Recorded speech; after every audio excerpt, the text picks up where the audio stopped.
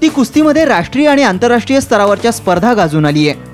पण हे सर्व अर्थातच घरच्यांच्या सहकार्याशिवाय शक्यच नाही। राम सारंग हे रेश्माला या खेळात निपुण बनवतायत। आपल्या मुलीच्या सरावात खंड पडू नये म्हणून रेश्माच्या वडिलांनी चक्क घराजवळच तालीम उभी केली आहे।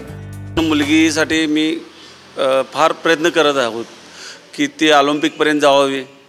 तिला ज्या ठिकाणी ती प्रशिक्षण घेते क्रीडा प्रबोधिनी कोल्हापूर येथे कधी सुट्टी असेल तर तिचं खंडन प्रॅक्टिसला व्हायला नसावे म्हणून मी घराजवळ शेजारी आखाडा बांधलेला आहे।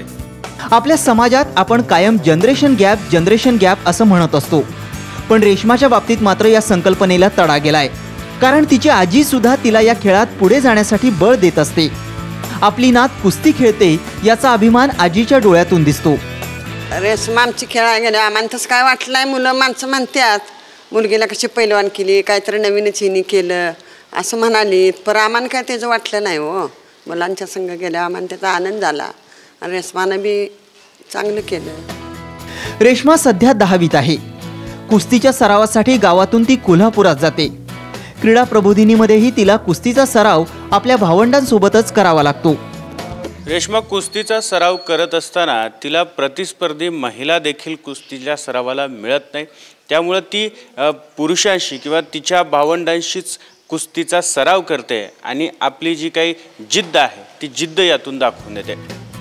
अगदी बालवाडीत असल्यापासूनच रेश्मा कुस्ती खेळतीये। राम सारंग यांच्या शिवाजी स्टेडियमवरच्या कुस्ती सेंटरमध्ये ती कुस्तीचे डावपेच शिकतीये। अलीकडेच तिनं किर्गिस्तानमधल्या आशियाई स्पर्धेत भारताचं प्रतिनिधित्व केलं।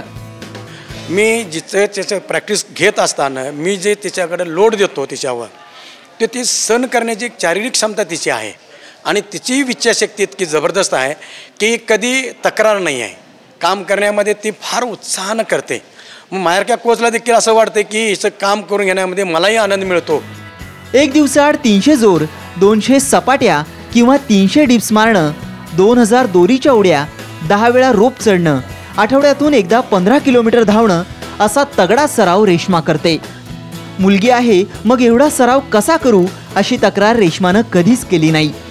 असं कधी माझ्या मनात हेच आलं नाही की मुलांच्यात प्रॅक्टिस करते, कारण मुलंसुद्धा इथे खूप चांगले आहेत आणि इथलं मला सेंटर म्हणजे आमच्या घरच्यासारखं वाटतं आणि मुलीने असल्या क्षेत्रात खेळाच्या उतरणं गरजेचं आहे। आता स्वतःच्या संरक्षणासाठी वगैरे मुलीने या क्षेत्रात मर्दांसारखं खेळ खेळणं गरजेचं आहे।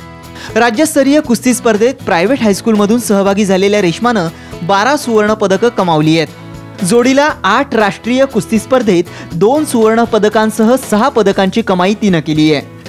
मला शासनाच्या क्रीडा प्रबोधिनीमध्ये सराव करण्याची संधी मिळाल्यामुळं प्रशिक्षक राम सारंग यांच्या मार्गदर्शनाखाली मी सध्या सराव करते आणि या सरावामुळं मी आंतरराष्ट्रीय स्पर्धा चमकवू शकले आणि इथून पुढे माझी खात्री आहे की मी ऑलिम्पिकसारख्या मोठमोठ्या स्पर्धा गाजवू शकेन। कोल्हापूरचं, महाराष्ट्राचं, देशाचं नाव आमच्या उज्ज्वल करू शकेन।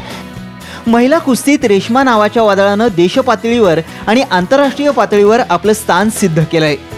पुढची ध्येय साधण्यासाठी तिला दानशूर व्यक्तींची साथ मिळाली तर रेश्माची कारकीर्द आणखी बहरू शकेल आणि त्यामुळे इतर महिलांसाठीही एक आदर्श निर्माण होईल। कॅमेरामन सचिन सावंतसह तानाजी जाधवर, कोल्हापूर।